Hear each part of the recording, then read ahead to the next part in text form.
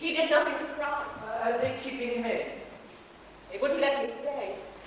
The doctor said I seemed to make matters worse. I knew I should have taken him to the hospital. I don't know what came over me. I should have brought him back here where he belongs. Why is his coat? It's drying out. And his hat? It was wet through, sodden, if you don't mind my saying so. Well, so was he, all drenched, sweat and drizzle. How did he come to be in that state, Norman? When you telephoned at first, I thought he'd been hurt in the air raid or had an accident. No, not an accident. No, I know. He said there was no sign of physical injury. Your ladyship, what happened? He's in a state of collapse. Yes, I know. How did he get like that? What happened to him? Your ladyship, sit down, please. Sit down. We must remain calm. The doctor said it must have been 1 more weeks. If not longer. Please. I didn't see him this morning. He left the digs before I woke. Well, you see, what happened, your ladyship, was this. After the last all clear sounded, I went into Market Square. It was just as dusk was falling. It was such a peculiar light. It was so yellowish with smoke and dust rising from the craters, running shadows, and all sort of full of the unexpected. You see, I was looking for a packet or two of brown persons called flowers. Well, our stocks are low and supplies are scarce, well, you never know. Anyway, I was asking at this store and that, and then I heard his voice. And whose voice? It was Sir's, of course. Yes, I looked up and I saw him. He was standing beside a candle maker who was closing up his shop for the night. He was lit by one tall tallow candle. It was guttering. Oh, he looked ever so much like that portrait of him as King Lear, all greens and dark bluish in that peculiar light. And he was undoing his overcoat and taking it off. God help the man who stops me, he cried out. And then he threw it down on the ground, just as Lear does in the storm scene. Just look at it. I don't know how I'll ever get it clean. He was so proud, too. Don't you remember? No, that's before your time. That was the first Canadian tour in Toronto. This tall ragged sleeves. What happened after he took off his coat? Well, then he started on his hat. Down Piccadilly only a year ago, and down on the coat and waited and jumped on. Stopped on his hat, viciously stopped on his hat. Oh, look, you can see it for yourself. And then he held up his hands as though to convey sterility in Goneril's room. Oh, how much more do they want from me? He cried out. Oh, and his fingers, they were all of the features. They were loosening his waistcoat and loosening his collar and tie, tearing his shirt buttons. Oh. Were there any people around? Well, yes, there were a few. See, that's why I went up to him. Well, we couldn't have him looking ridiculous with people standing all around sniggering, now could we? Did he see you? Did he know who you were? No, I didn't wait to find out. No, I just went up to him and I said, come along, sir. Shouldn't we be going now? You know, in my best nanny voice, the one I use when he's been wayward. But he didn't seem to hear me. And he was all shivering, all trembling. You shouldn't have let the people see him like that. It's easy to be wise after the event, but maybe should it, if you don't mind my saying so. But, well, I did try and spirit him away. It's not easy with a man of his proportions. And just then, a woman came up, quite old, with all bombazine under tweed. Oh, she was quite respectable. and she started picking up his things and wanted to help him dress. Well, I was amazed, absolutely amazed. I just stood there. And he said to her, oh, thank you, my dear, but Norman usually does that for me. Well, I saw that as my cue, Darky, and I went up to her and I said, well, I'm Norman, I'm his dresser. But the woman, oh, she had her hair all in curls. She took his hand and said, you were lovely in the Corsican brothers. Just like that. And then he looked at her for a while and then gave her that sort of winning smile that he's got and said, thank you, my dear, but now I have to make an exit. And off he ran. He said, I have to make an exit. Yes, and off he ran. Well, I followed him, of course, fearing the worst. I mean, well, we couldn't have him running through the streets, could we? And he was discarding clothes. I followed a whole trail of them. Imagine doing this with keys through the streets. And then I found him at last. He was leaning against the lamppost, weeping. Where? It was outside the Cardoma. Anyway, hardly saying a word. Well, I hardly knew what I was doing. I just took his hand and I led him to the hospital. And the sister there, well, she said she didn't recognize him at first, but then she said she'd seen him last night at Othello, and the doctor was then summoned, the short, bald, respectable type, and I was excluded by the drawing of screens. And then you telephoned me. no, I waited. No. I learned, as Edmund would say. But I overheard the doctor saying, this man is exhausted and he's near collapse. As then the sister came out and saw me and said, well, I should call you. And that's what I did, and that's how it happened.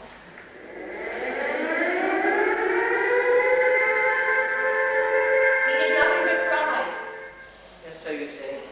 I left him lying on top of the bed, still fully clothed, crying. Wept and wept, as though he'd lost control. Floodgates. Oh, what am I going to do? In just over an hour, there'll be an audience in that theatre, expecting to see him as King Lear. Oh, what are we going to do? Well, we mustn't upset ourselves, that's for certain. As soon as I left the hospital, I telephoned Madge and asked her to meet me here. She'll know what to do. Oh, yes, Madge will know what to do. She won't upset herself, that's for certain. I mean, stage managers never do. You know, I had a friend once. He was a vicar before he fell from the pulpit onto the stage. And they were such a lovely, ugly sister, sort of to a manner born. And his wife didn't upset easily. I suppose it was a good thing under the circumstances. And she reminded me of Madge. I mean, cold, businesslike, and boring. The doctor took me into a little room, littered with enamel vases full of blood-stained bandages. He apologized. He'd been busy after the air raid. Made me feel sick. He asked about his behavior in recent days. Had I noticed anything untoward? Funny word to use, untoward. What did you say, if you don't mind my asking? I lied. I said he'd been perfectly normal. Didn't want to appear neglectful. I should have ignored him. Only last night I woke. Is that Madge? No, that's Irene. You were saying you woke last night. He was leaning over me. He was naked. His face was cold and he was shivering. And he said, thank you for watching over me. Don't worry too much. Just go on looking after me. I have a feeling I gave you something violent. Talk about untoward. I'm glad you didn't tell them that. I mean, they would have put him away for good. This morning, our landlady reported something untoward. After breakfast, while I was still sleeping, he listened to the news and wept. And then later he sat at the dining table writing, or trying to write. But all he did was crumple up sheet after sheet of paper. When I came down, I smoothed them out to find out what he'd written. My life. My life. The rest of the page was blank. Well, he had told me that his autobiography would be his only memorial. And when I asked him, have you written much, he said, not a word. And then last night, after a therapy, he said to me, what play is tomorrow night, Norman? And I told him it was King Lear, and he said I should wake with the storm clouds in my head. It should have made him rest. The doctor said he'd come to the end of his rope and found him praying. You should have told him what he'd been through. You should have told him the troubles he'd been having. No, civilians never understand. That's true. Especially doctors. They never understand anything. Oh, I couldn't keep myself by having taken him to the hospital. It was the right thing to do. Oh, I do hope so. Oh, just imagine trying to explain to a doctor what he's been through. You see, he's been trying to recruit young actors for a Shakespearean troupe, but all the best able-bodied ones are in uniform. Not to mention the trouble this week with Mr. Davenport Scott. Oh, doctors, you know, they'd had their hypodermic syringe rampant before you could say, as you like it. That's all they understand, hypodermics. If a doctor had been through half of what Sir had been through, his throat wouldn't have been frayed, it would be threadbare. What is the latest with Mr. Davenport Scott? Oh, look, I really would rather not discuss Mr. Davenport Scott in front of a lady, if you don't mind. But I shall speak to Madge about him later, when she comes in. But suffice to say, he won't be appearing with us tonight. Oh, I told Sir, I said, I beg you, I please do not let your business manager down as the fool in King Lear, and now he's lost both in one fell blitzkrieg. Oh, if you'll pardon the expression. Madge is right. We'll have to cancel. There's no alternative. Oh, no, your ladyship, please. Let's not do anything rash. Look, he's ill. There's no crime in being ill. It's not high treason. It's not a capital offence. Not desertion in the face of the enemy. He's not himself. He can't work. Will the world stop turning? Will the Nazis overrun England? One layer more or less in the world won't make any difference. Well, so believes it will. Who really cares whether he acts or not? There is bound to be some. I never imagined it'd end like this. I always thought it was indestructible. All the years of things stubborn. It's even longer for you and I. We've never ever had a cancellation. Not in all those years. No, look, I want to go to the hospital. No. Look, perhaps when he sees me, I could usually make him laugh, but you know, well, They wouldn't even let me stay. 16 years. But you know, I wish I could remember the name of the girl that got me into all this. She was a motherly type, almost small part to play as cast. Yeah, I can picture her face. Yes, I can picture her. She was standing on platform 2 at Crewe. It was a Sunday, and I was on platform 4. No, she called out. You see, we'd been together in Outward Bound, at number 3 tour. I'd understudied Scrubby, the steward. You see, it was all set aboard ship. Oh, lovely first act. Oh, yes. Now, let me see. What was it you used to say to me? Oh, yeah. Excuse me, are we all dead? And I'd say, oh, yes, we're all quite dead. And he'd say, how old have you been, you know? And I'd say, oh, I was taken quite young, really. And he'd say, then where are we sailing to?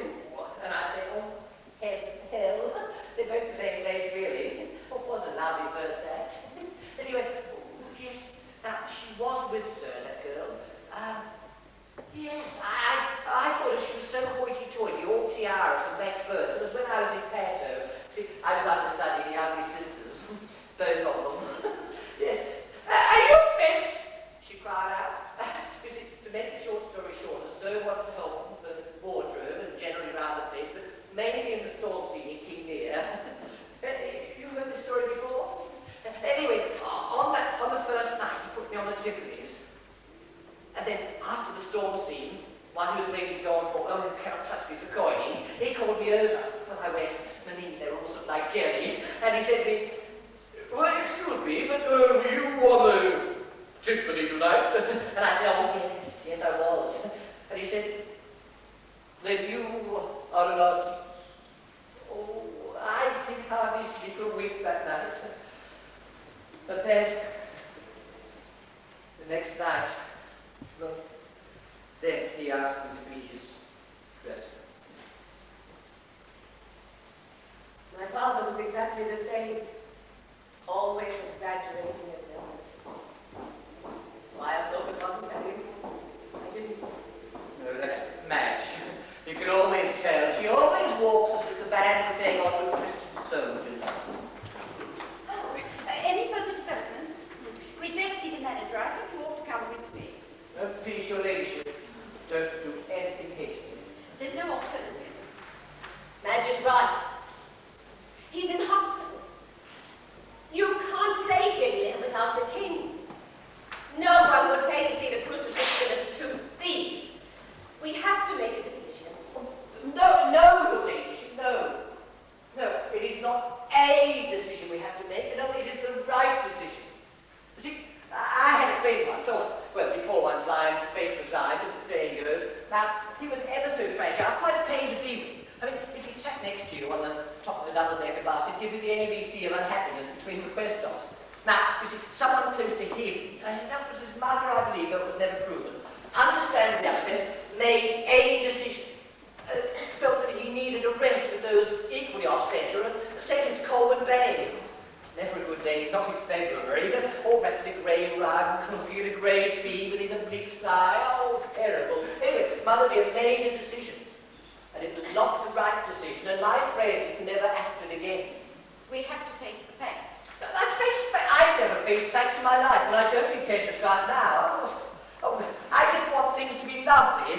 No pain, that's my aren't lovely, Norman. Well, they're not if you face facts. Facing facts. It's the company I'm worried about. Now, what's to happen to them poor lambs? Oh, and there was a queue in the box office this afternoon. Well, if four elderly spinsters can be called a queue, and we can't give them their money back. I mean, they probably had enough disappointments as it is. It's no good, sir, talking about struggle and survival and loyalty and responsibility, and you just go and cancel a performance. Disease. What is it? Hopefulness.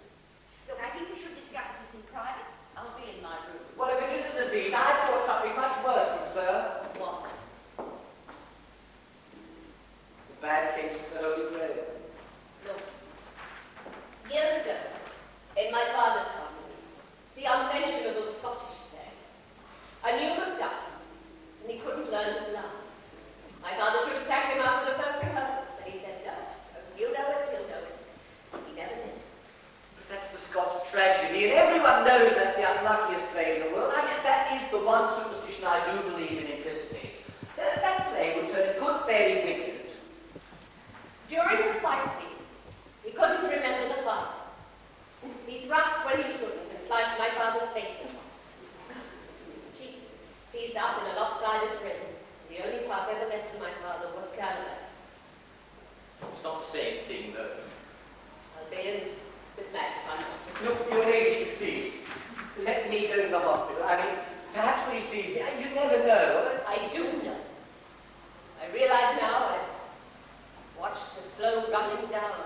I've heard her hisses of air escaping. I'll call the company together at the half and tell them that tonight. Good evening, sir. Evening, Norman. Evening, Pussy. What are you doing here? The game is on the door.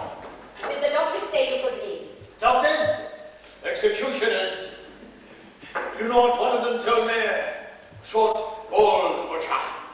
Il Duce in the white coat. You need rest. Is that all?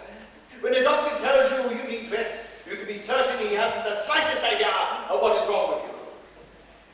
Discharge myself. Norman, telephone the You hospital. do not telephone the hospital. Norman, would you leave us, please? I'll go and see Madge and I'll tell her that there is an alternative. You're fit for nothing. Please, Pussy, don't. Cancel the performance. Can't, mustn't, won't. Then take the consequences. When have I not? They promised me that you would be kept there. They tried to eject me. They couldn't hold me down. Where have you been all day? And don't tell me you found a brothel in town. Did you know what they've been doing all day? I remember towards evening being pursued, but couldn't see who the villains were. In the morning sun, I refused to take shelter. I am accustomed to the blasted heat. I could smell eyes watering. Wherever I go, I seem to hear a woman crying. Quite suddenly, I had a clear image of my father on the beach near Lowestoft, hands in hand, inspecting the boats in Medicine. And that guy, he said, never, you will be a boatbuilder like me. They defied him and lost his love. Father preferred people to cower, but I had to chart my own course. I decided that I am ready for the Spaniard. Not you, or anyone else. I. The woman you heard crying was me. Norman! Norman! Norman! Yes, sir. Norman, stay by my side. Yes, sir. Don't leave me, Norman. No, And sir. if you want help, Norman. Yes, sir. You stick to him. He won't listen to a word I say. He's obviously incapable of going on. Look exhausted. That's what I call tact. Are you sure you're able to go on tonight? He wouldn't be here if he wasn't, would he? How long have you been with me, Majesty? Longer than anyone else. How long? 20 years, nearly 20 years. Have I ever missed a performance? No, but then you've never been ill. I only know what's best. What's best for sir is that he be allowed to get ready. Isn't that right, sir? Ready? Yes, I must get ready. true, your ladyship.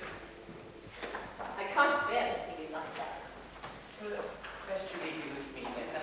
I have had experience with these sort of things. I do know what to do. Imagine waiting till the night after.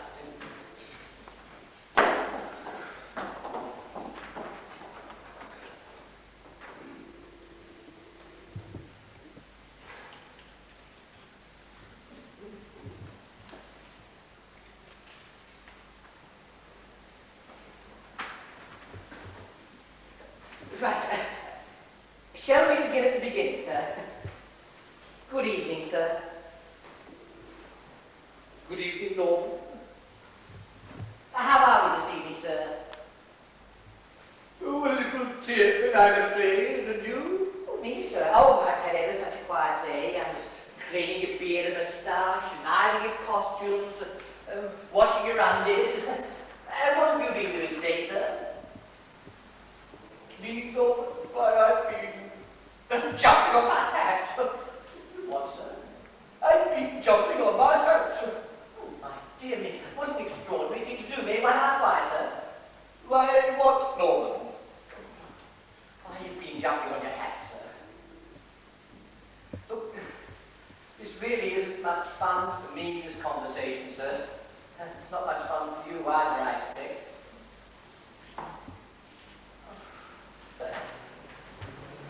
Are you going to sulk all evening, or are you going to speak to your servants? Oh, sir, I do wish to stop crying, please. I'll tell you what, yes. Let's have a game of I Spy. Let me see. I spy with my little eye, something beginning with A. Well, I'll tell you what it is, sir, because I know you won't guess. A is for actors. And actors have to work. And actors have to change their faces, and actors have to put on their frocks, and actors have to work. Sounds like from whence dost thou get this knowledge? From a boot, sir, that one wild evening. Words never connect. Look, sir, there is less than an hour to go. You usually do one longer. So shall we make an effort? Yes, sir, yes. It's me, Norman, the one with the soulful eyes. Oh, dear, I've never known a kettle take so long to boil. Oh, tell you what, I know. Have a little brandy. Go on. Break the rules. A little brandy won't hurt anyone, as the surgeon said to the undertakers we know.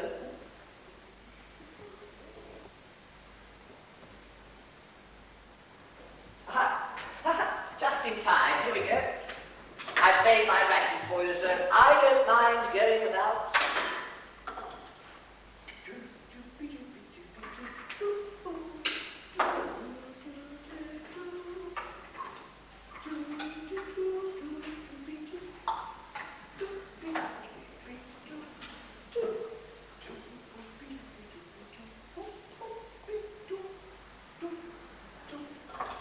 Here we are, sir.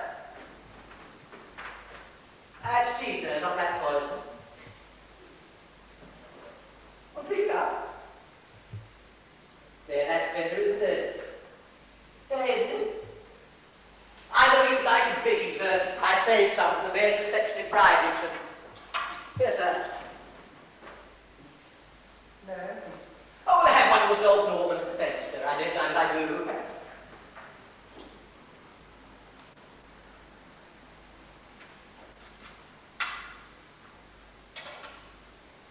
Sir. Oh, sir. Yeah. Look, there really doesn't seem much point in you discharging yourself from hospital, only to sit here like Naomi cries being turned into stone. So, shall we make an effort? Sir, yeah, allow me in, but that's what I'm here for. Sir, come on. I know how you feel. I know exactly what you're going through. Come, sir. Oh, sir, please. Now, I had a friend once. Even worse than you he was. All they ever wanted to do to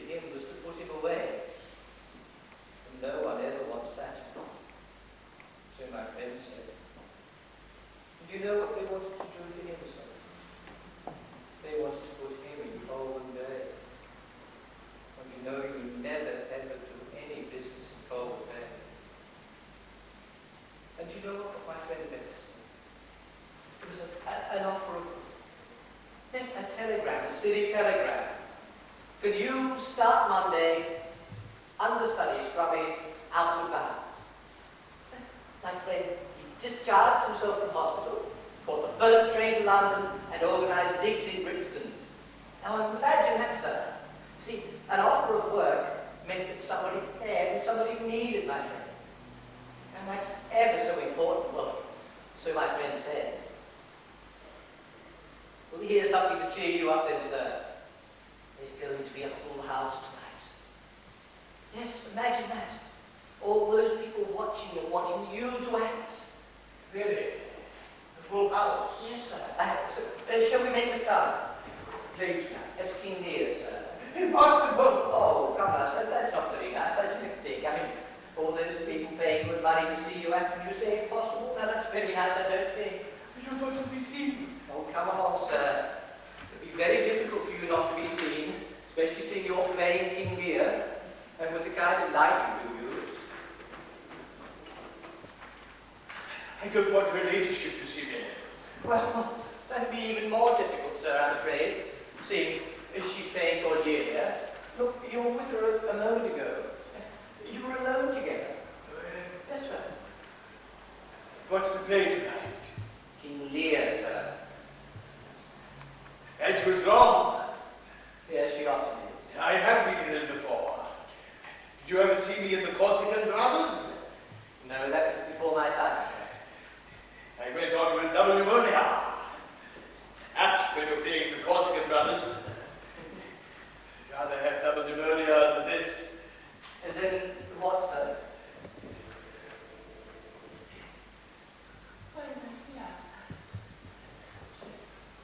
Why am I here when I should be resting? I should be asleep. Even kings abdicate. Oh, sir, now, I hope he's happy with the woman he loves. I hope he's happy. That's all I can say. Shall we undress, sir? Speaking of undressing, sir, now, wasn't there peculiar lights in Market Square this evening? All be in Market Square. Well, you were missing all day, sir. What do you remember? Walking, walking, walking. If only I could find a good catchy title, I think by night a little play or two. It's still stuck, are we, sir? No, I wrote a little today. Oh. 2 or 3 sides of an exercise book, but I can't find a good title. Sir, we'll think of something. See if it's still in the pocket of the coat there. And my glasses. Well, sir, I'm afraid you won't see much through these.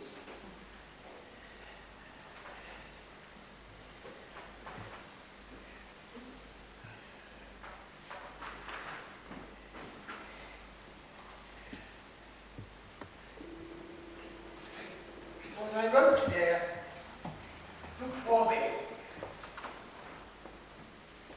there anything there? There's not. You can't be here again.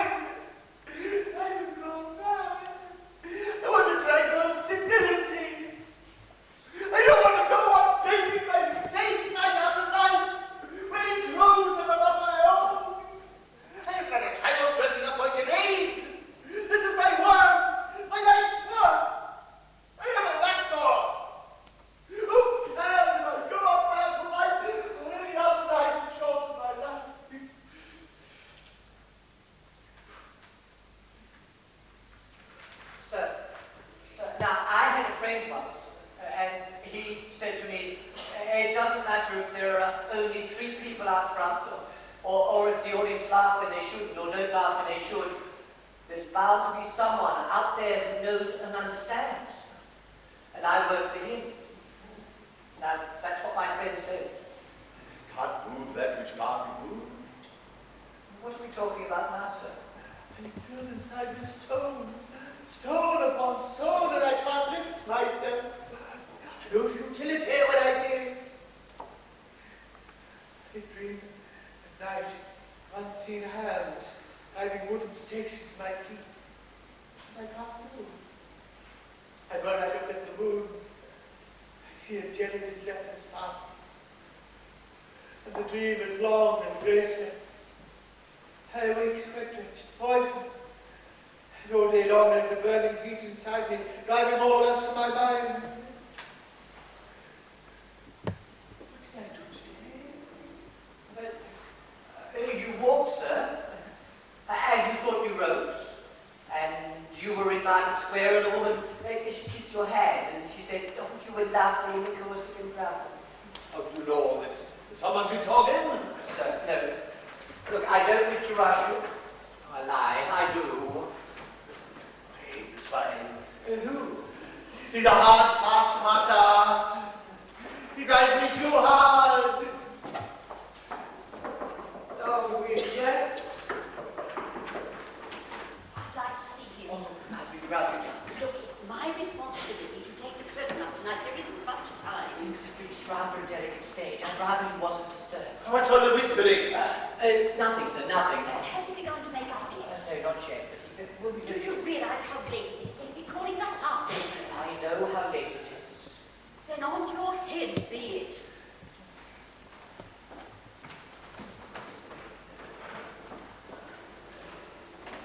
Who's that? It was just managed to say that everything's running like clockwork. Look, sir, here's your dressing now. Let's keep it on to make sure we don't get ourselves a chill. There.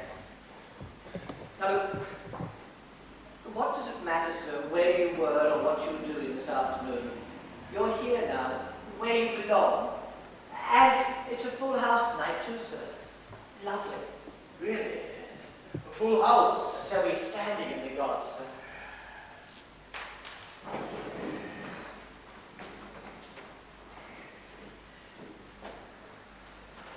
You know they bombed the Grand Theatre Plymouth? And much else in the city besides, sir. I made my debut at the Grand Theatre Plymouth. They weren't to know. I shouldn't have carved this autumn. But I had no choice. He made me. Who, sir? I should have rested. Okay. I had a friend once, now, he was ordered to rest, and he obeyed and he became ever so ill, sir. He nearly became a captain. Would you like it rubbed out, sir?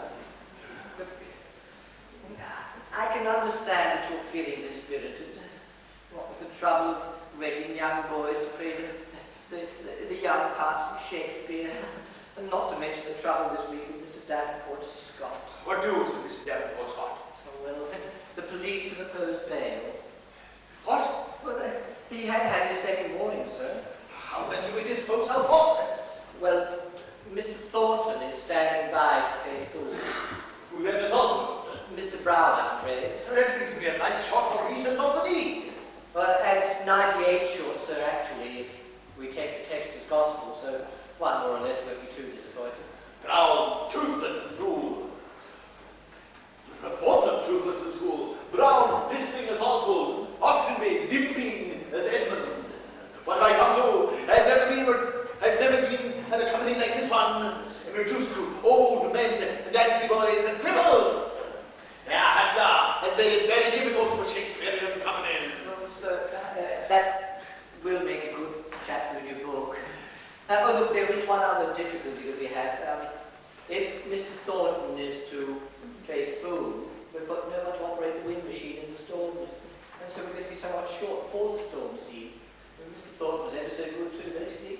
Well, Madge does know the problem, but she's ever so unsympathetic. You tell that to me, I must have that storm at full strength. What about Oxen there?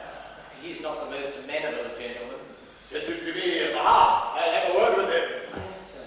Let me speak to Thornton too. Oh,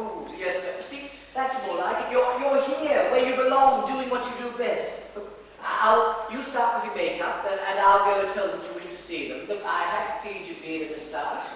And I'll take these and see what we can do with them too. Jumping on his hat indeed. I shan't be a moment, sir.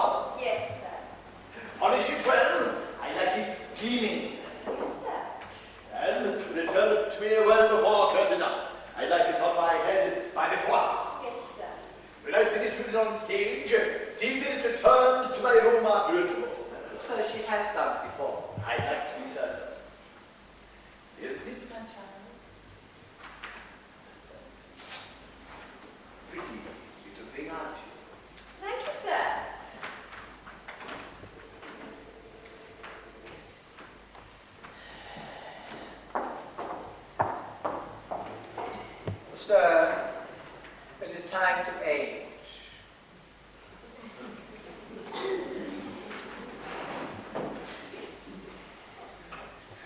Which stick do I use? They're all the same colour. I can't see the colours. Shall we start with our eyebrows, sir? Eyebrows? We usually suit our eyebrows.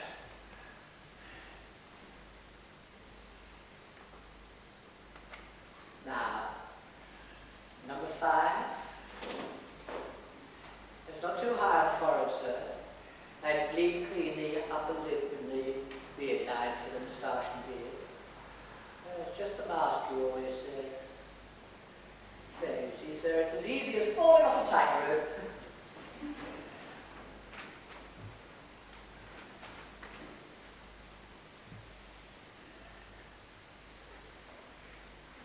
In a pale Gregorian afterlife, I should certainly become a painter. A palette, a few brushes, the 3 and 6 canvas, a camp stool. No one drives you. No one drives but yourself, sir. How dare you? How would you know? Who said I drive myself? I am driven. You have to believe in yourself and the rest of it. You have to keep faith with your aspirations and allow yourself to be enslaved by them. I'm sorry, sir. How dare you? And the bondage is everlasting. You have to learn to wait and wait and wait. And the moment comes when you launch your back and take the runner.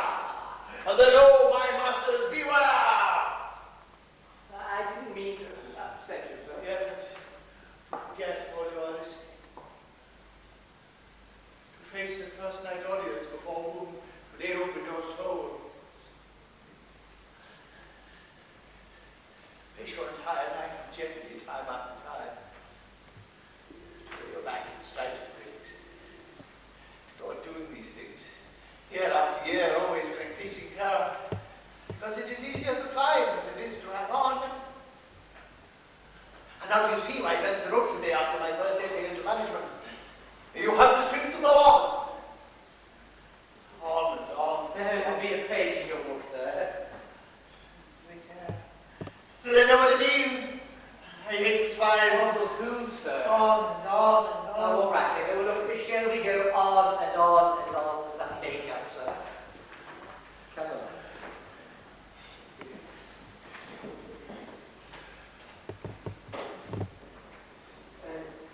Length of the line, sir.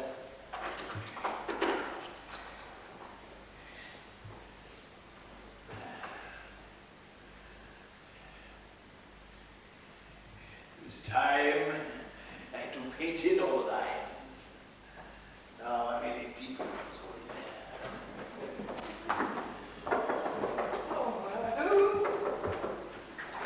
How is he?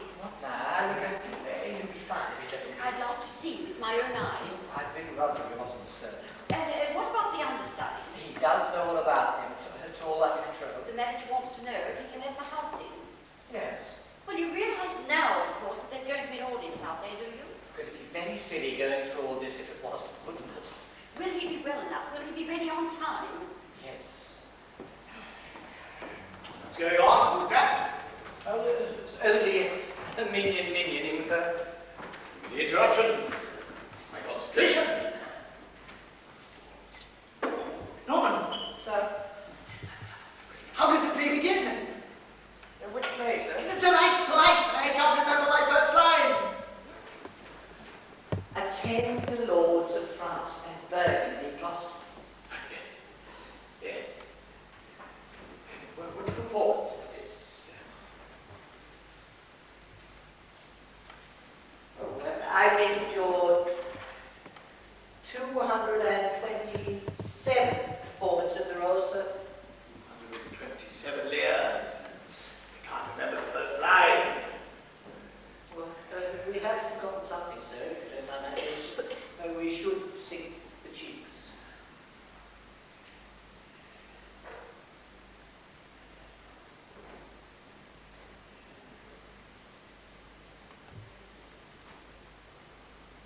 I shall look like this in my grave. Look, and now a good broad line of number 20 down there. And give strength, you always said.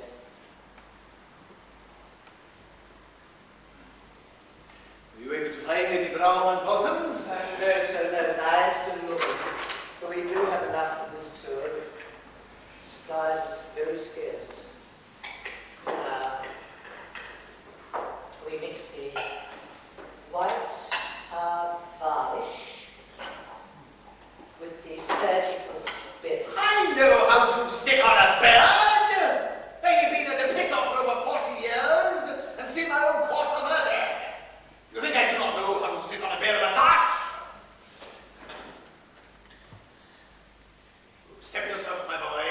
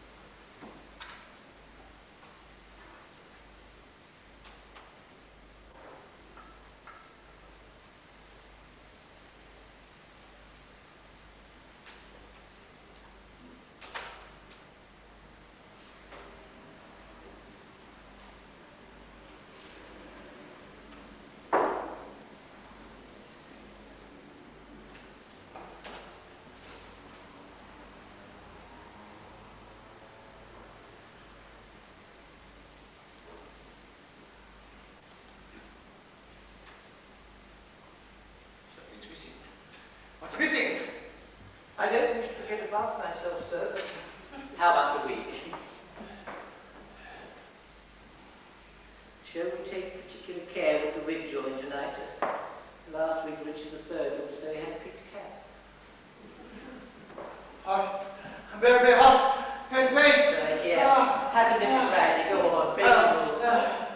Oh, look, sir, please, shall we highlight our lines?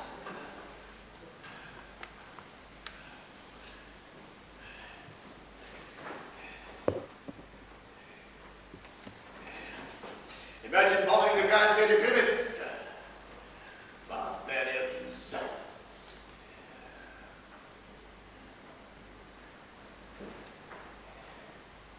I should give them a good one tonight. No? Yes, sir. How does it play begin again? Oh, let's clean the clack and take a shower. Sir, obtain the Lord's advance. You have given it from my mind. Must keep silent when I have blessings. I have work to do. Work! Hard, bloody labor! And to carry the world tonight. The whole bloody universe! Yes, sir. 100,000 performances behind me, and I have to ask you for the first line. Sir, I'll take you through. Take me through it! Yes, sir. Nobody takes you through it, you are put through it. My God, I cannot, I haven't the strength. Oh, you're a fine one, aren't you? You of all people, you surprise me. You who's always said that self-pity is the most unattractive quality both on stage and off. Who have you been working for all these years, sir? The Ministry for Information, was it? Struggle and survival, you say, that's all that matters. Struggle and survival! Well, I struggled, sir. I struggled bloody hard. And let me tell you something for nothing. It isn't easy, neither the struggle nor the bloody survival. I mean, the whole world's struggling to survive, so why can't you? My dear Norman, I seem to have upset you. I apologize. I understand. We cannot always be strong. There are dangers in covering the cracks. Never mind about covering the cracks, sir. How about that wig job?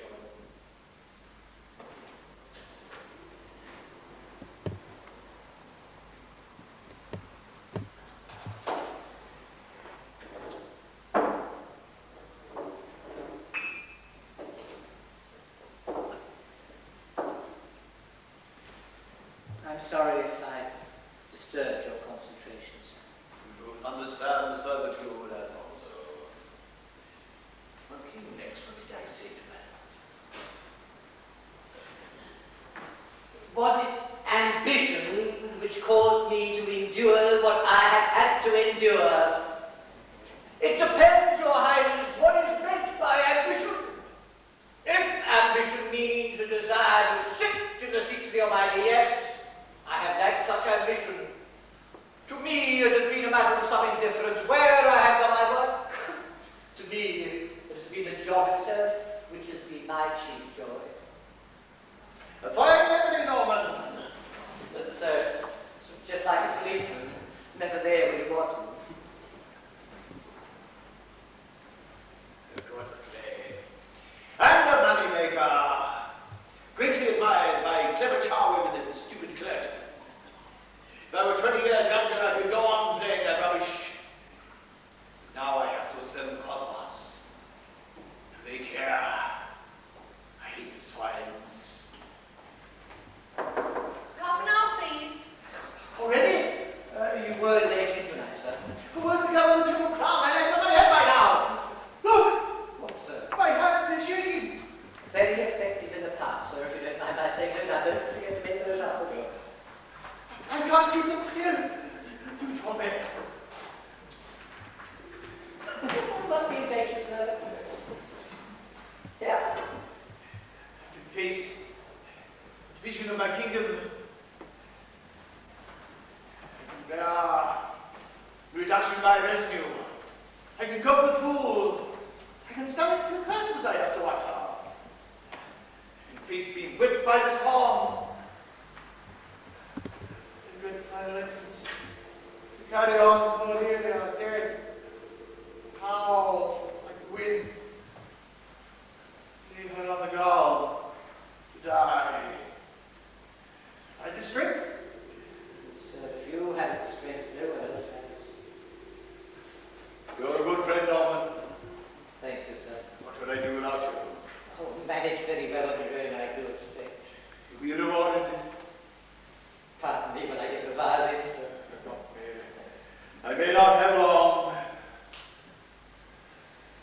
my father used to say, sir.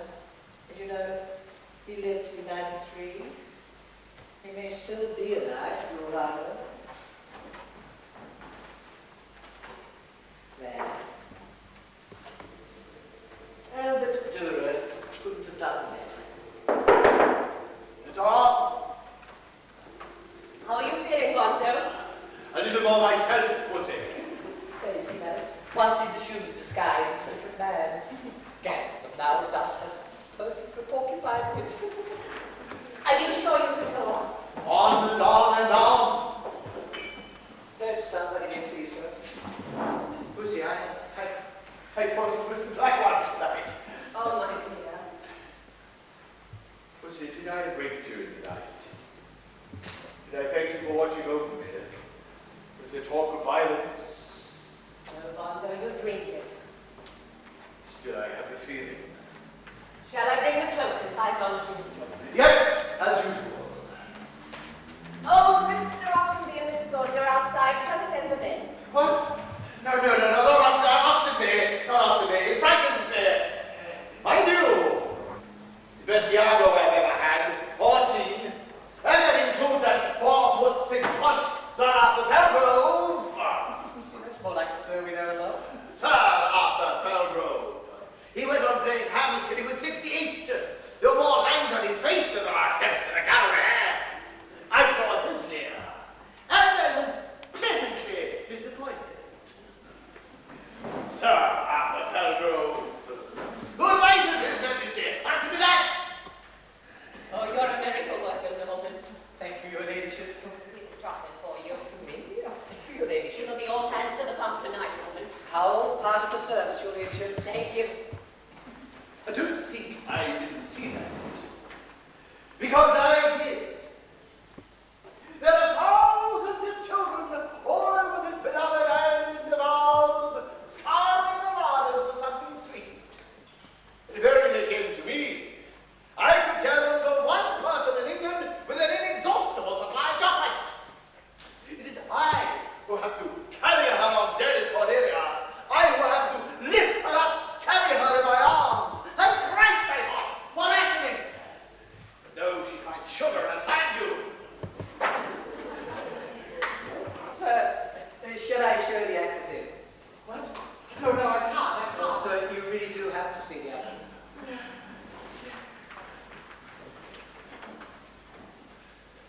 Mr. Thornton.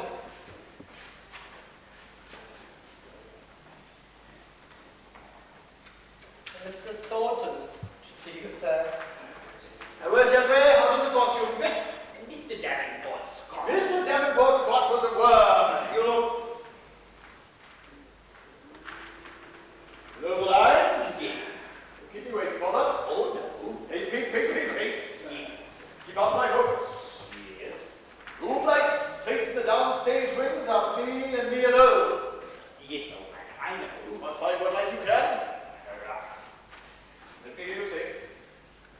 What? He that has a little tiny wit. He that has and he that has. He that has a little tiny wit. He that has and the little tiny wit. When they hold the wind and the rain, must be content with fortunes before the rain is plain as every day. All right, speak it, don't sing it. And if you're going to put your arms around my legs during the storm scene, as Davenport Scott did, and then around my calves or my thighs, you almost rushed me twice. Well, even rather I didn't. Feel it, my boy, feel it. Whatever it takes you, that's the only way. Right. Do not let it take too much, take you. It will remain within the bounds. At all costs, remain still while I speak. Of course. No crying in the heart. Oh, no. I have tears in this play. I know. Serve the playwright. You. Keep your teeth in. It's only when I'm nervous. You will be nervous, I guarantee it. There will be no extra payment for this performance. Your contract is, I believe, plain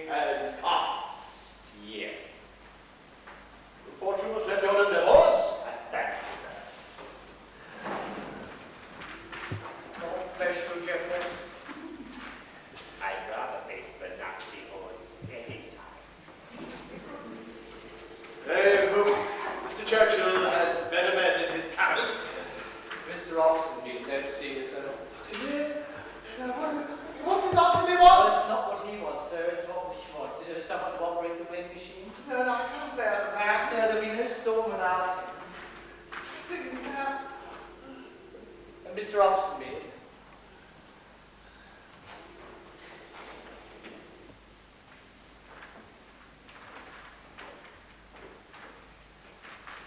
You wanted to see me?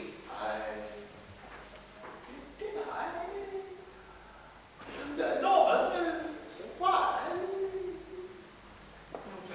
Look, Mr. Oxenby, sir was wondering whether he could ask of you a favour. He can ask.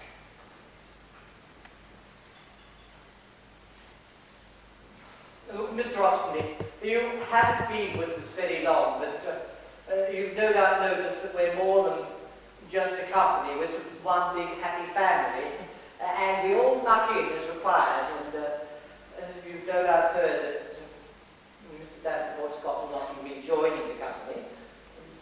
Yes, I've heard.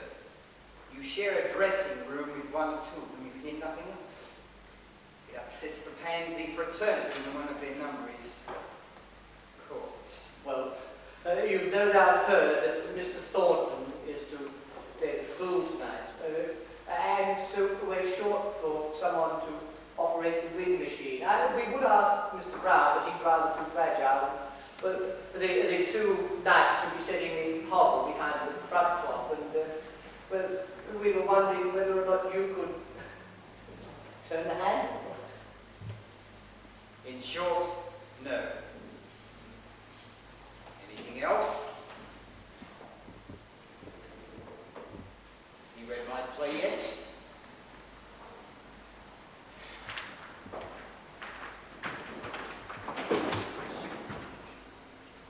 Perhaps the Russians have had a setback on the Eastern Front. Bolshevism will be the rule of the theatre. Fancy that. Imagine not wanting to muck in, sir. He hates me. I can feel his hatred. All I stand for, he despises. I wouldn't read his play, not if he were the commissar of culture. Well, I feel it, sir. Is there a part of me? Yes, sir, there is, but you wouldn't credit the language. I mean, give the Lord Chamberlain not your... He was ungenerous about Davenport Scott. I hold no brief for muggers, whereas the man's generosity. Fellow artists brought low in themselves cannot be cause for rejoicing. I know exactly what Davenport Scott's up to. He's writing plays for critics, for people. Both. Well, you should really rest now, sir. Where's the ground that people ground? And I got my head right now. Don't shoot us. I'll go and see if I can find her.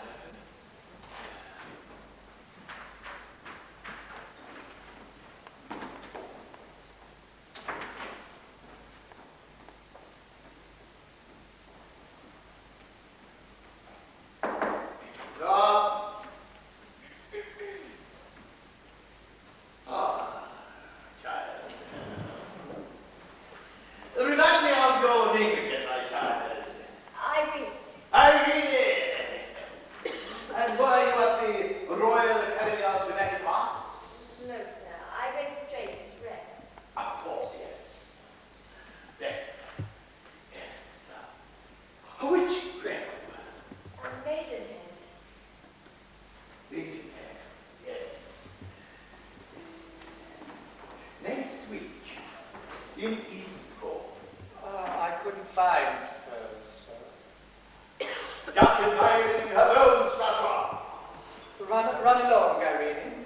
Yes, yes, run along. A born actress. One can always tell by the cheekbones.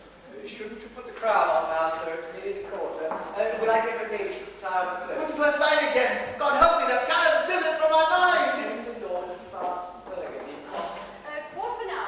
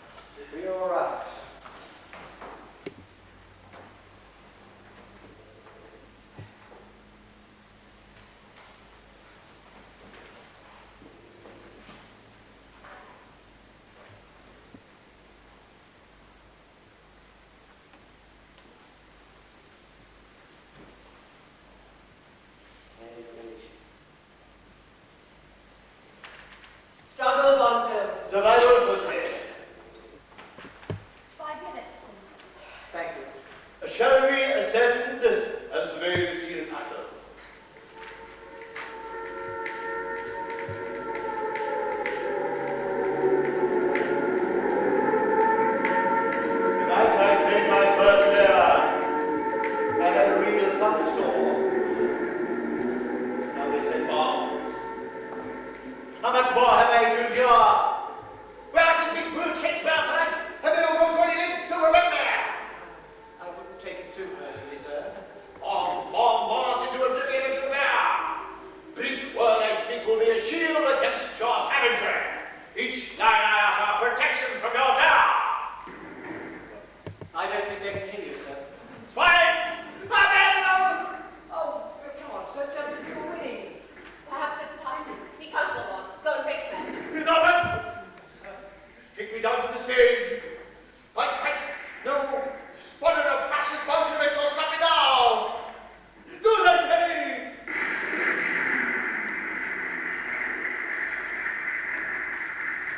Who'll make the announcement? What's on report? Oh, but Mr. Davenport Scott's down here. I mean, everyone else is in costume, sir. You then, Norman. Oh, me, sir, no, I couldn't possibly. You, Norman! Sir, I couldn't possibly do it. I have to stop. I have made my decision. No, sir, I have too much to endure. Do it!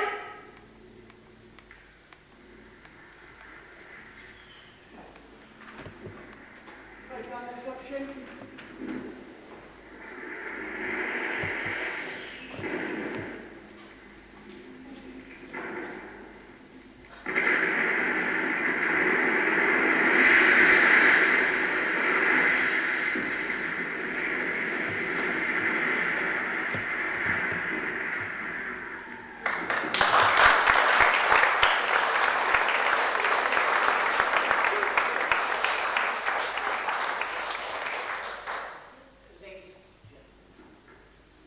Ladies and gentlemen, the warning has just sounded.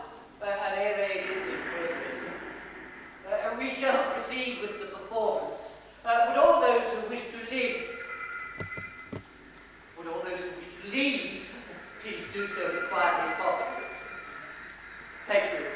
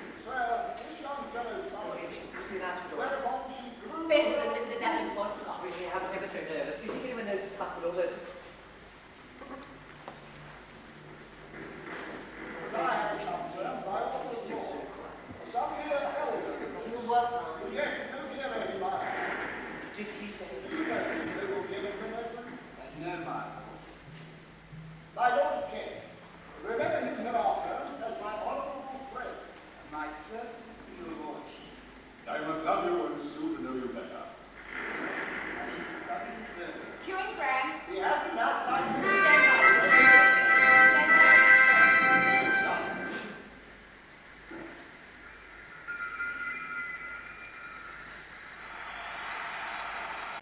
train timpani, sir. The train is coming. Stand by, sir. Here are the king's fancy.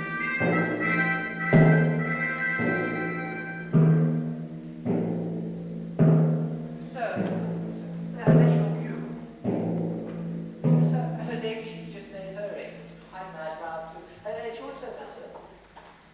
Sir, You see? What did I tell you? please, sir, I implore you. It's your cue, sir. We thought I saw the king. We thought so too. We thought I saw him. His procession formed 100 knights in escort. Suddenly looked. Mr. Oxenby's having to extemporize, sir. Please. The big heath man, which is our king. It's your cue. The king, my father, was before behind me. Sir, please. While our country marched the good minister. So the natives are getting restless. Look, sound the fan here again. Sir, please. Ah! The inside king. No, I was mistook. My lord, with thy consent, I shall to his majestic side, there discover his royal progress.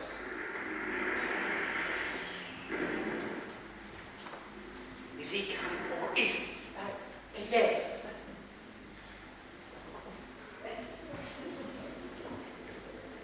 I have been assured, my lord, Sir, Here are the king's fancy again. struggle and survival, sir. I take the Lord of France, Burgundy, Gloucester. Cue the knights, cue the knights. Come on, sir. Cue the knights.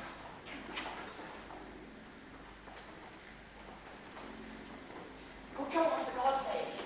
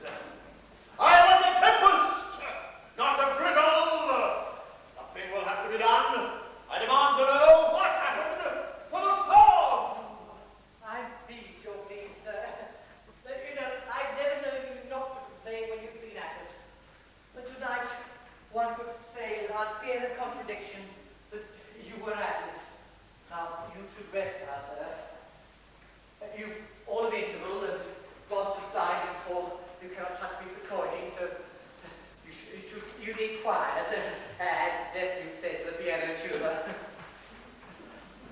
Oh, you've been through it tonight, or put through it, whichever you prefer. Oh. Mighty, that's what your ladyship said you were tonight.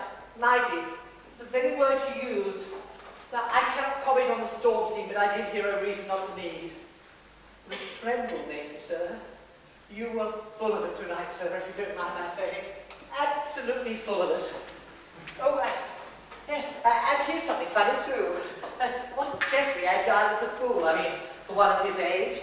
He kept right out stage. Never once got a new light. Much less obtrusive than Mr. Davenport Scott. In every way. Oh, and you'll never guess what happened during the storm scene. Well, you see, while I was jumping and crashing between the wind machine and the thunder sheet, and like a juggle with rubber balls and Indian bells, Mr. Oxenby came to our aid, uninvited. He just gave assistance where assistance was needed. He did. Oh, and later on, when I went up to him saying, well, thank you, he said, get stuffed. It wasn't very nice, but then he added, well, I don't know why I did it. And I said to him, I said, because we're a brotherhood, and because you're one of us despite yourself. I said that quite unabashed, sir. And he sort of lowered his head, lipped off, but if he'd been given to muttering, he would have muttered darkly. And now, would you like some more tea, sir? Oh, try to speak it, sir. To be driven thus, I hate the swines. Who is it you hate? Is it the critics? The critics! Sir. Hate the critics! Sir. I have nothing but compassion for them. Well, How can one hate the blind, the mentally deficient, and the crippled, and the dead? Bastards! who then, sir? Who then what? Who then is it what you hate? Stop questioning me, Norman. I must rest now. I need quiet. But don't leave me till I am asleep. Don't leave me alone. My days are numbered. And spent for us.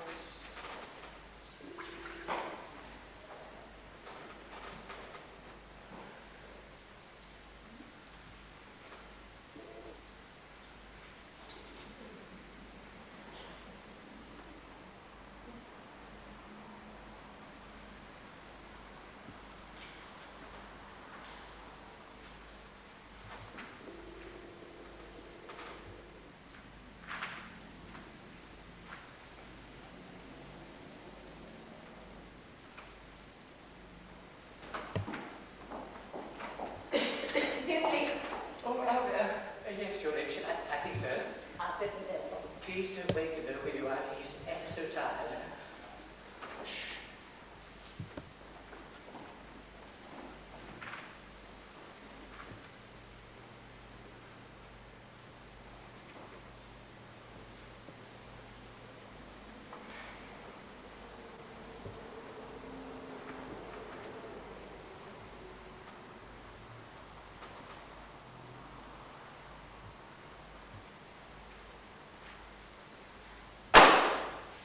Is it my cue? No, it's still edible. I have things to say. Norman tells me you thought I was mighty tonight. I said nothing of the kind. He makes these things up. What have you to say? What I always have to say? You know my answer. Look, you've worked hard. You've saved. You've done this. Tonight at the final curtain, make the announcement. I can't. You won't. I have no choice. You'll die. Or be left a vegetable. Well, that's your affair. You're not going to drag me along with you. I have no choice. I am helpless, pussy. I cower, frightened of being what I do as I am told. I am driven. Driven, no. Obstinate, yes. Ruthless, yes. Cruel, yes. Oh, For an actor, you have a woeful lack of insight. Use your great imagination. Use your inspired gift and try to feel the way I feel what I'm forced to go through. what I'll do. But I need you beside me. familiar, real. I am beside you, down in tights. Very good, very good. But so all I ask is that we finish now. Tonight. The end of the week, but no more. I can't take any more. Is it possible? It is possible. No. You deceive nobody but yourself. If that were true, then why am I here? With bombs falling, defying, risking life and limb. Not by choice. I have to keep the faith. I have a duty. Oh. What? You do nothing without self-interest. You drag everybody along with you, me, chained, not even by law. Would marriage have made so much difference to you? Oh, you misunderstand deliberately. I should have made a divorce then. You didn't get a divorce because you wanted a knighthood. Not true. True. You know where your priorities lie. You do nothing without self-interest. Oh, you're driven. Make yourself sound like a disinterested stagehand. You do nothing without self-interest. For you, and you, and you alone. Please, pussy toad, I'm sinking. Don't push me further into the mud. Sir, a lady. For God's sake, you're a third-rate actor-manager on some tatty tour of the provinces, not some great colossus bestriding the narrow world. Sir, a lady. Look at me, darling tights. Look at you. Liz Hobble would be luxury compared to this. Pussy, I'm surprised at you. With your heritage, your father was of the breed. He donned the purple. Don the Purple.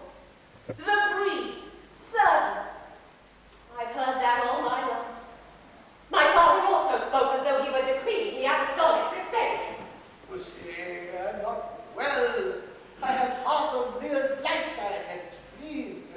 I have to lift you in my arms, to howl, yet to speak. Sir, the lady. Where a lovely soul. You couldn't get a knighthood, because a king doesn't possess a double-edged sword. The only honor you will ever get is when you go on stage and we all bow to you.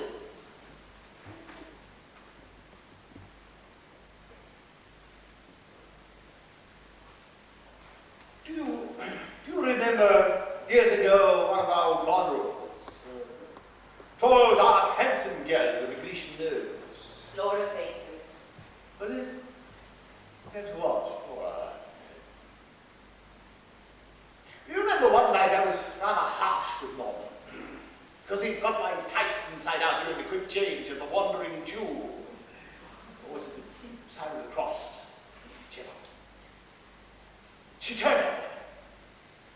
He may be your servant, she said, but he is still a human being. And then to Norman, why do you put up with him? Why don't you leave him? But don't fuss, said Norman. He only gives as good as he gets. He's got to take it out on someone. He was right. These are the penalties for aspiration and ambition.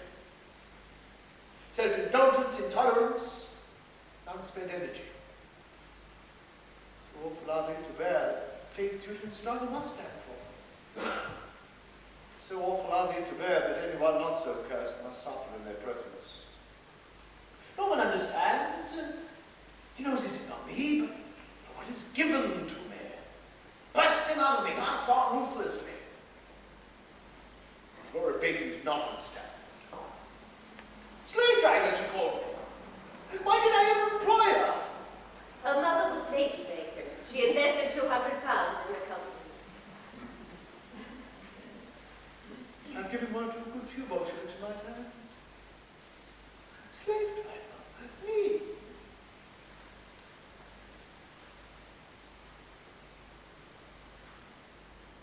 I thought I caught sight of him tonight, Lucy.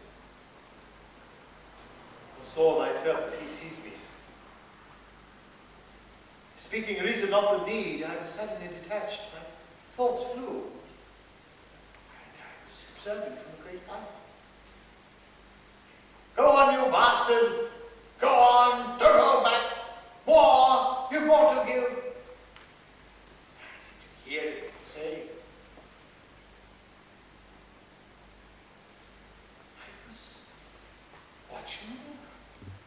and each word was fresh and fragrant.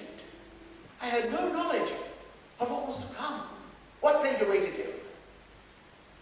The agony was in the moment of that being created. I saw an old man, and the old man was me. I knew there was more to come. What? Partial recovery, bliss, more pain, death. All this I knew I was yet to see. What's that letter?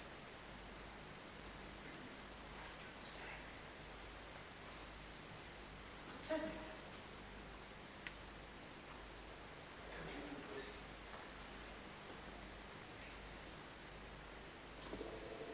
Don't ask of me the impossible.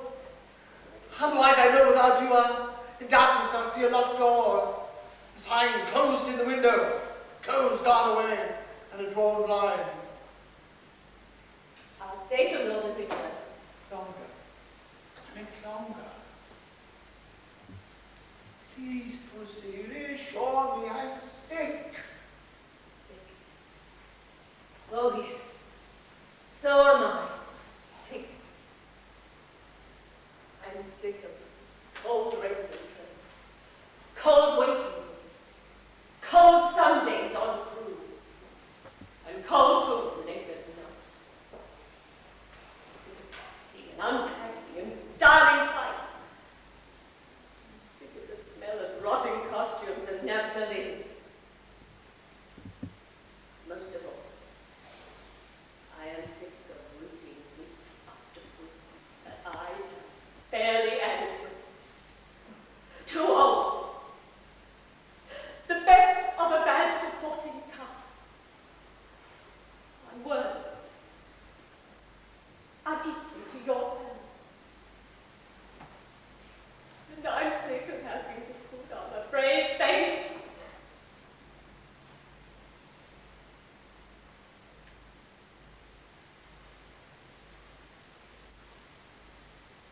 I should have left you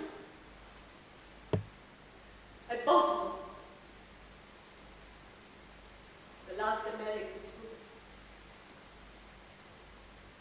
I should have accepted Mr. Darwin's offer to take the section. Feldman didn't think I'd photograph well. Swine.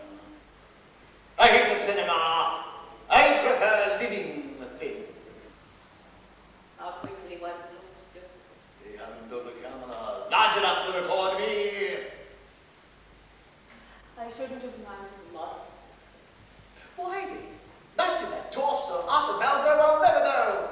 Well, I said the king, but sir, I wasn't feeling. Not once in his entire career did he set a toe outside of London. I liked America. I hated the swines. Act two beginners, please. I must press now, Pussy. I want peace. All you want is to have your cake and eat it. I never saw the point in having cake unless one's going to eat it. Everything jolly? Don't you know what knocking is? Oh, please, sir, not in front of the ladyship. Look, I've been mingling. You should hear what they're thinking out there. I've never known anyone like it. Michelangelo, William Blake, goodness knows who else they're comparing you with, sir. Oh, and one poor boy, he's there with his head all bandaged. He's weeping on the stall bar. And an older man, his hair's grey, but it was once blonde, and he's got parts of skin and dainty hands, saying, there, Evelyn, it's only a play. Which didn't seem to be much comfort at all, because if it wasn't a play, there, Evelyn wouldn't be weeping, would he? Michelangelo, did they? Yes, sir, and Blake. I'm going to my room. Please, Pussy, stay. You must rest, Bonzo. Mustn't he, Norman? Yes, he must.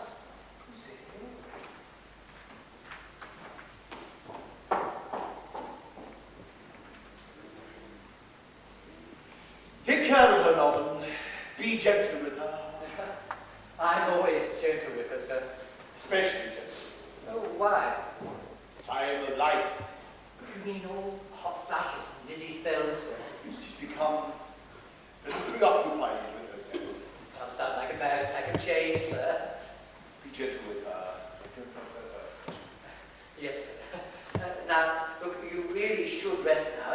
Is there anything else that you that'll come sooner or later, sir. And I do hope later.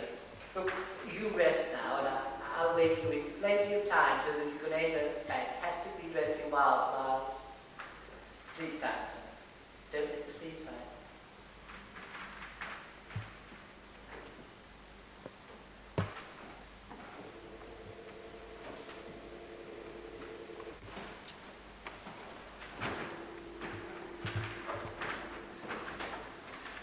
Tenth match.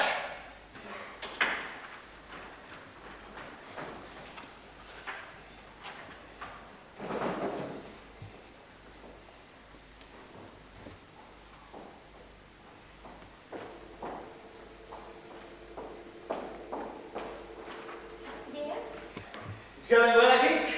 Well, except for your first entrance. Come here. Come back. Please. Oh, it's like us. Cold with fear. What are you frightened of? What's to come? You know who you're talking to, do you? It's me, not someone to impress. Listen to me, I'm speaking from my heart. Oh, please, I I'm sure. say I'm cold with fear, and I mean it. Listen to me. You say I'm cold. I'm frightened at what's to come, because for the first time in my life, the future is hidden from me. I see no friendship. I'm not warmed by fellowship. I only know an awful solitude. An occupational hazard. You wanted to see me about what?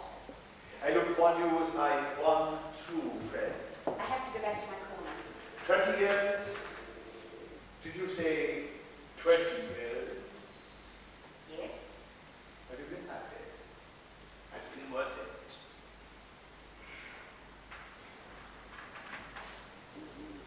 No, I've not been happy.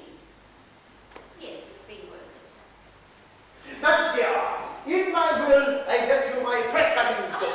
I don't want to know what you've left me in your will. Press cuttings that span a lifetime, an entire career. I kept them all, good and bad notices alike. Not all that many bad. Talk of me sometimes. Act as if I'm only in the memory of others. Speak well of me. This is a ridiculous conversation. You are in the middle of a performance of Lear, playing rather less mechanically than you have of late, and you're talking as if you're organizing your own memorial service. The most wonderful thing in life is to be remembered. Speak well of me. You will be believed. You'll be remembered. Nadja, I have something for you. I want you to have this ring. If possessions can be dear, then this is the dearest thing I own. It was worn by Edmund Kean in a play whose title is an apt inscription for how I feel. The new way to pay old debts. When you talk of it, say Edmund Kean and I wore it.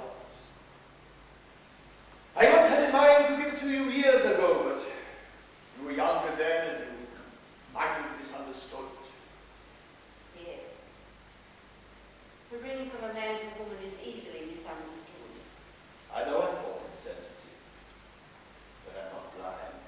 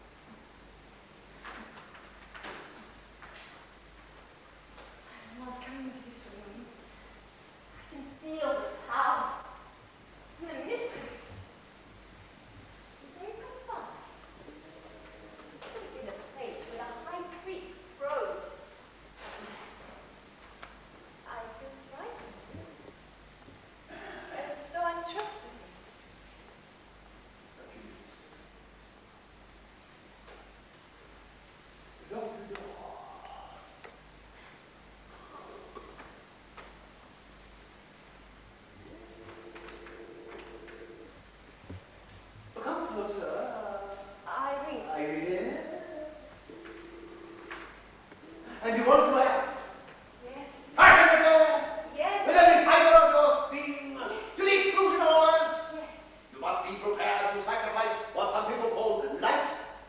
Well, I am. What bird sign? Scorpion. Good.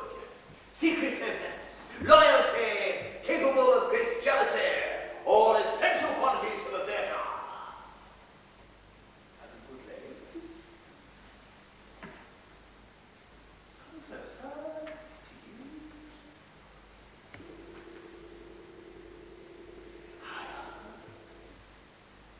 See you. Too good. All the best actresses have legs like tree trunks. So much of you.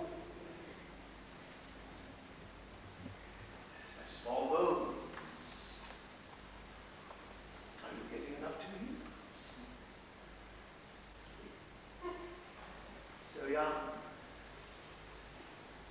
So young.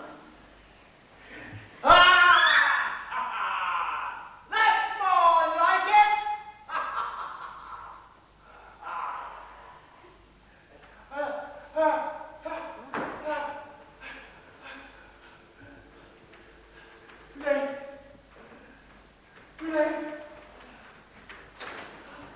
Oh, well done.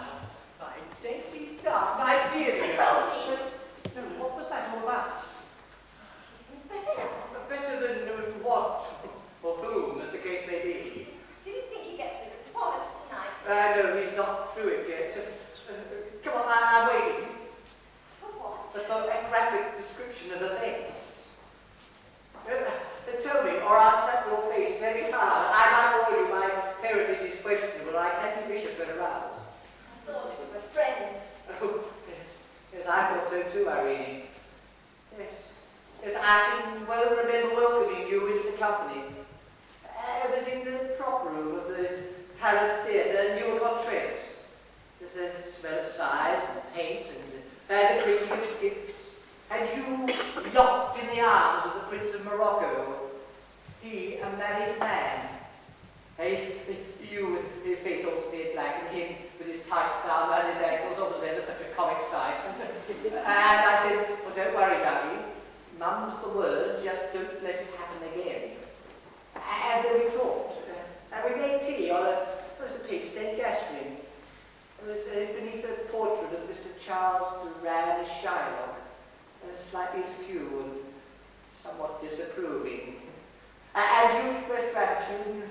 I said to you, well, welcome to the company, Dougie. Now you're one of us. And this is how you repay me. What am I supposed to have done? Well, you told me. About what? About Sir, you know, the chief, the father, the governor, him from whom all favors flow. Oh, don't tell me you don't know who Sir is, Irene. Oh, her ladyship with her arm. Oh, no. Her ladyship's arm, please. Now, perhaps you didn't hear my question. What was it he did to you? I'm not telling you. Oh, you tell me, or I'll mark you for life, Ducky. Strike me and I'll tell you. I'll tell Sir, I will. Tell Sir. Tell Sir. Irene. Oh, I'm quaking my boots, Ducky. I shan't be able to eat my tea. Tell Sir. Oh, Ducky, in his present state, which totters between chaos and confusion, to tell Sir anything would take a louder voice and clearer diction than that possessed by this junior member of the Shakespearean troupe.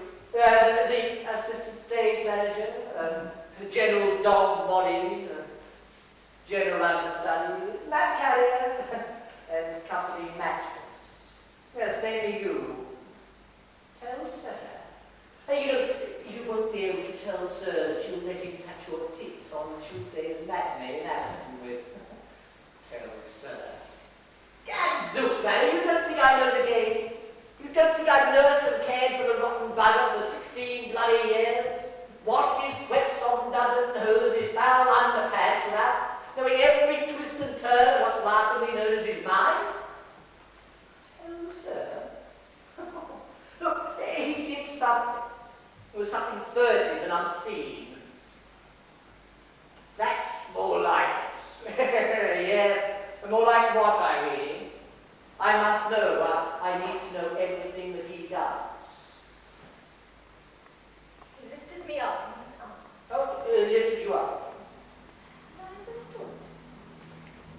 Understood what you meant. So young, he said. Lifted me up. That's more like it, he cried. And I knew. Cradled in his arms. It was you. And Eunice he was after. I do that. I was there. It happened, it's true. I felt it. He was trembling. So was I. His arms. Part of him. That's more like it. She lowered me. Lifted me way down and off. Eyes closed. I imagined what it would be like to be carried on by him. Delia, dead, in his arms. Young. No, it is not a young Cordelia he's after. It's a light Cordelia, you know, light Dudley lights. Go and look at her ladyship and then look at yourself. You don't understand. Oh. It is you. Look, we tried the master builder in Leamington Spa. 3 performances and we paid you absolutely no business at all. And so don't give me all this wish-wash about you. I know all about you. Knocking at the door, and then the audience as they stay away in droves, just me included. Yes, that's more like it. It's light he wants, not young. Oh, but don't worry, you're not the first one to be tried out on the scales. I mean, how do you think her ladyship got the job in the first place? Well, you see, her ladyship went a slip of a girl. Went from mat carrier to youngest daughter overnight. Yes, I remember it well. It was the tour when the Doge of Venice gave Lancelot Gobbo flat. Oh, look, Ducky. He's not after talent or youth or star quality. What he wants is a meager eater. Look, we could cope with anything in those days. Turmoil was his middle name. Just keep well away. Those days are gone. Those days of struggle and survival. What's to come is still uncertain. Oh, you should go further, my pretty sweetie. We can't have any more distractions now. Not if things would be lovely and painful. Well, don't you disobey me, will you? And those fateful words, "You finish on Saturday," have a very sinister ring. 2 rings and bracelet right up your arm. There you are. You're late with my armor. Yes. Run along that. Yeah, but you will have to find another canoe to paddle because ours, I'm afraid, has holes.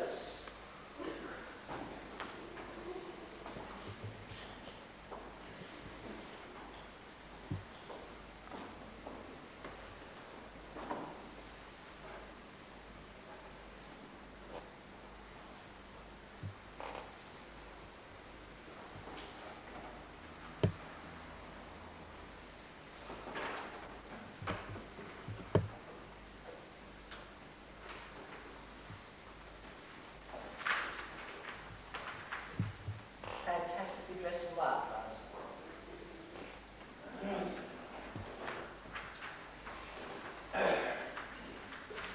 Michelangelo, did they? And What do you mean? Moral grandeur. when I spoke to the girl, sir, she's not as light as she looks. And none of us can cope with a change in caste, sir. You cannot be properly repaid. In Pectona, I name you friend. Debt is all mine, and I must be paid. You're making your tearful, sir. The breath does the tail tight. How much have you had? Not enough, sir. Iago, Yes, sir, that's the wrong way. I need you sober. I have to wait in bliss. I have to carry on her ladyship.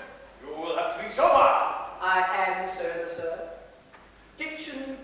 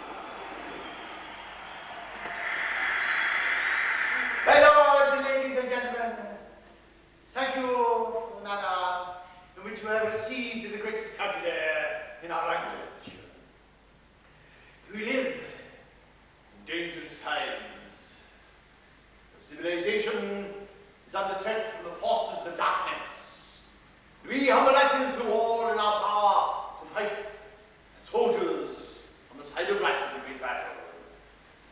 It is our cherished ambition to keep the best alive of our drama and serve the greatest poet-dramatist who ever lived. We are animated by nothing else than a desire to educate the nation in his works by taking his plays to every corner of our beloved island. Tomorrow night we shall give King Richard III. I myself will play the Hunchback King. On Saturday afternoon, my good lady wife will play Portia, and I, the Babylon Jew, the merchant of Venice. Play, you may think of greater topicality than ever before. On Saturday night, King Lear. On Saturday night, we shall once again see the tragedy you have tonight witnessed. And I again shall undergo the severest test known to man. Next week, God willing, we shall be in Eastbourne, where I trust your friends and relatives will, on your kind recommendation, discover sauce for refreshment, as you seem to have done by your kind invitation in the glorious words we are privileged to speak. For the generous manner in which you have received our earnest endeavors. On behalf of my company, my lady wife, and myself, I remain your humble and obedient servant. And can no answer me? Good thanks, thanks, and ever thanks.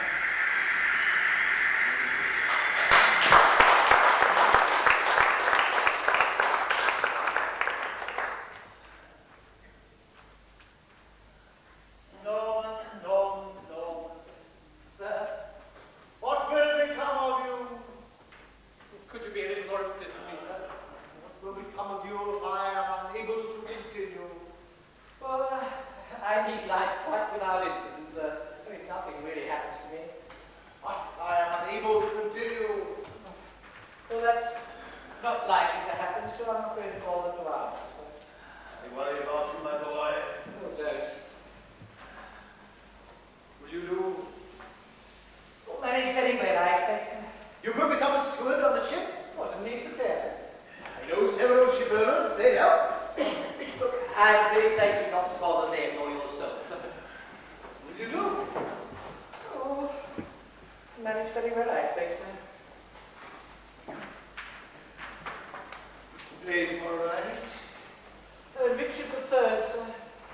Again, plan this tour. You did, sir.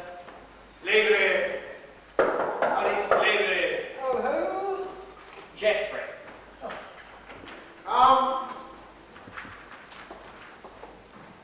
Just popped in to say good night, old man.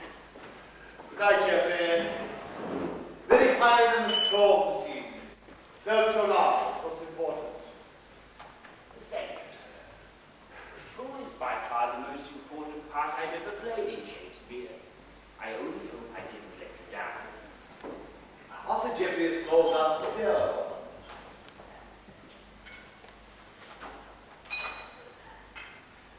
Such an odd feeling out there tonight, old man. Rather exciting to reach my age and to prove to others that one can act. It's the wonderful thing about this life of ours. It's never too late.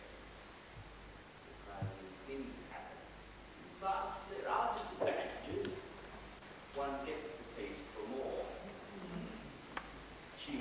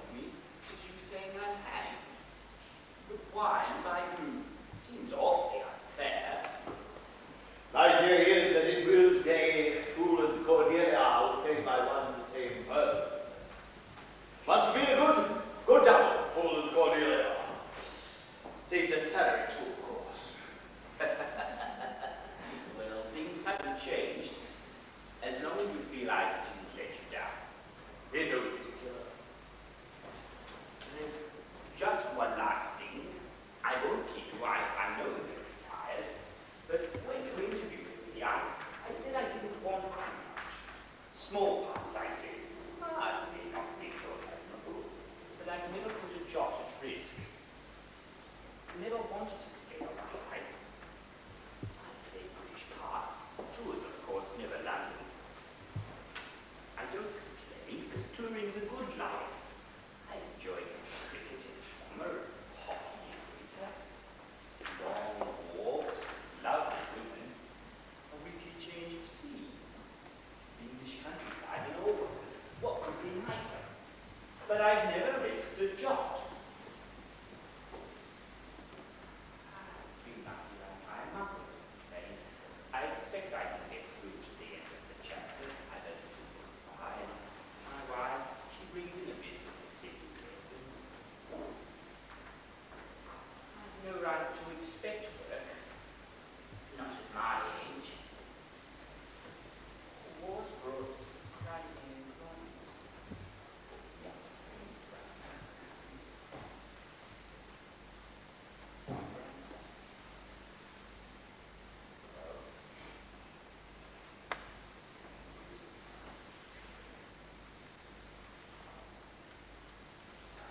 I'm sorry to be so long-winded.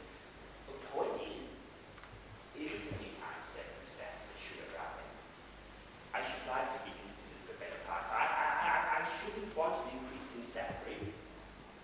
I shall keep you at the forefront of my mind. Thank you, old man. Well, good night. And thank you.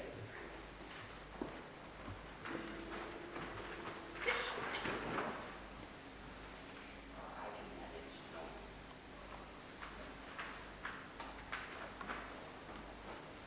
Fine fellow. Fine fellow. Shall we remove our makeup, sir? I hope Will's pleased tonight.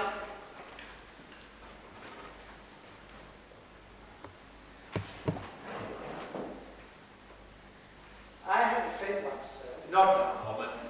Sir, I had a friend once who had ever such a sweet singing voice, and he lost it in a bad attack of sea mist in Golden Bay. And you know what got my friend's voice back again? It was because he said to himself, they also sing who only stand and serve. The words that came. Are you pissed, Norman? Me, sir? No, sir. Oh, now, Sir Percy, how you do tabs on me. Spread over there. There, as sweet as the Winston Churchill. Well, I can't have you pissed.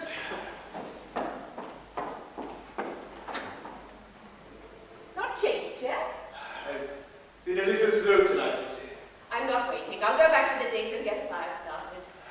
I shan't be gone. Good night, Norman. Good night, Louise. I don't know whether I should thank you or not. No, I can't bear to be thanked.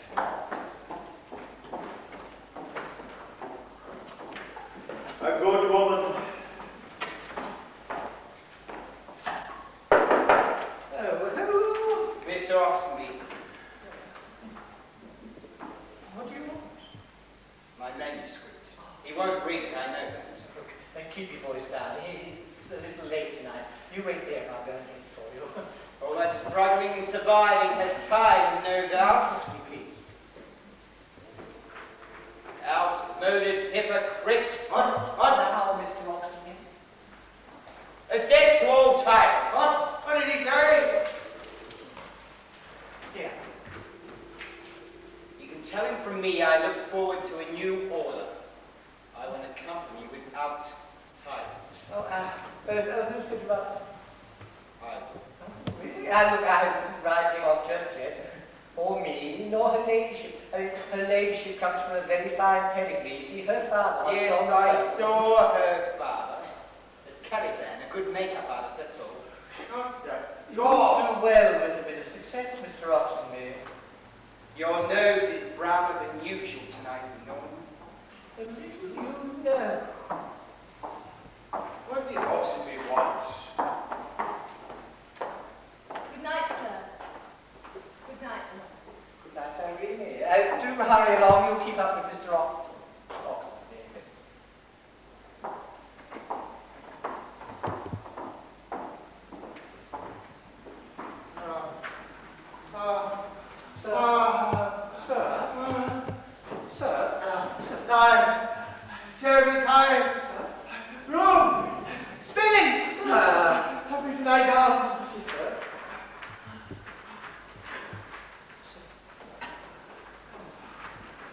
See if you can find me a cab in this godforsaken place. Oh, all in good time, sir.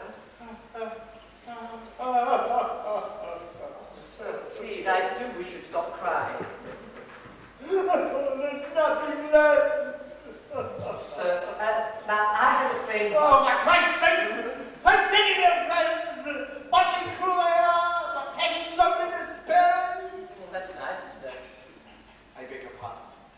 Uncalled for. Come myself as your friend. Never despairing, sir. Apologize. Never despairing, sir. Well, perhaps sometimes.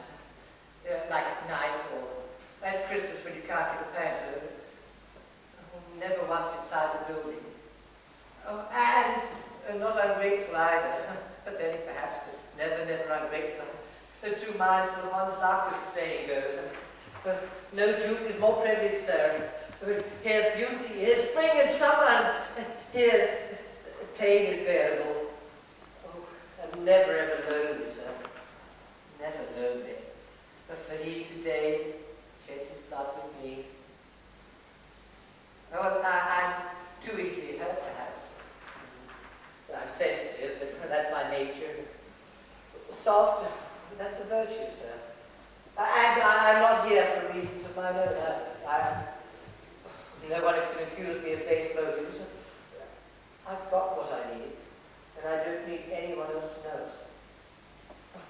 I'm inadequate, perhaps, but never despair.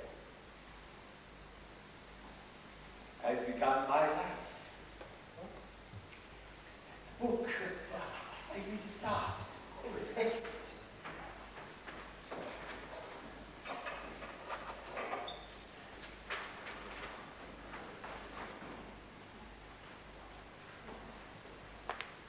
What did I write? Oh, you haven't written much. Read it. My life, dedication.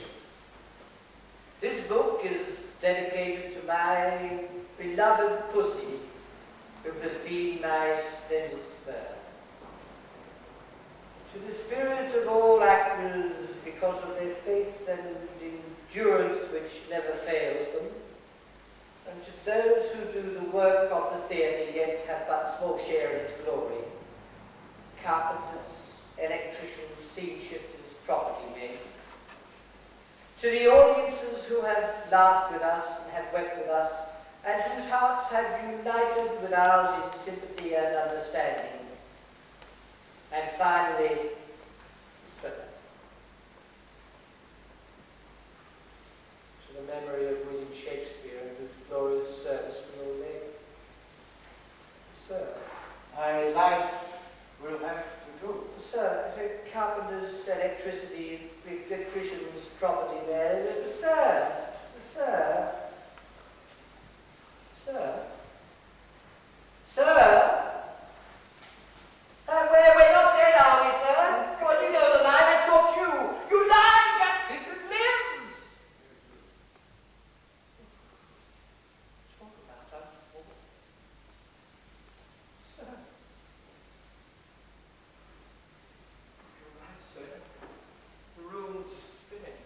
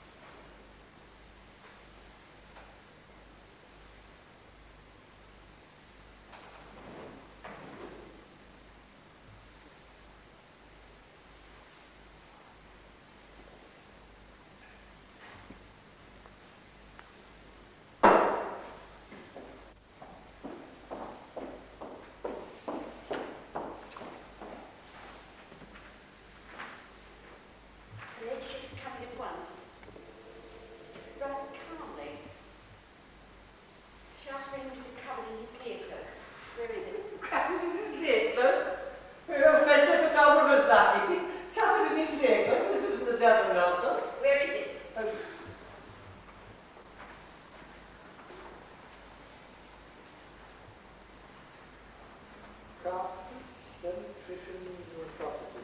This doesn't mention stage managers either. Oh, wait outside. Oh, are we going to get paid? I mean, is there enough money left in the till after deductions for income tax? We're all owed a week's wages. Just because we died on Tuesday doesn't mean we get paid pro rata. Wait outside. Look, you're nothing now, Ducky. Hey, he took away your stripes. And mine. How could he be so careless?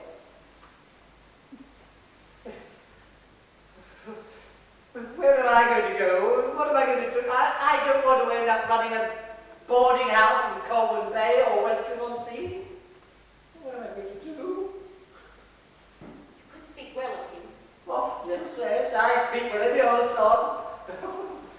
I wouldn't give him a good character in a court of law. Ungrateful bastard. Take your pardon, Ducky. Let's steal. Get out. I don't want you in here. Oh, hold me. Yes, look out for this ride, kissing on the altar. Oh, stop it! Yes, speak well of the old sort. He never once took me out for a meal. Never once. I can't even remember him even buying me a drink either. It's always the back seat for me. Now, he just walks out and leaves us with no thought for anyone but himself. What did I put up with him for all these years? Why? Well, reason not to leave, rotten bugger. Oh, beg pardon. Go outside, turn out 3 times, come back. Yes, he's one of the old sod. I know exactly what you say about him. Yes, I know all about you. I've got eyes in my head. Yes, we all have our little sorrows, Ducky. Yes, I know exactly what you say.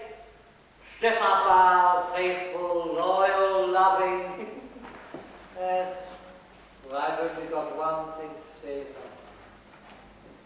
And I wouldn't say it in front of you. Nor a lady. Already not even here, but it's best not here. No, hey, he'd find some way to take it out. No one will ever know. I wouldn't give them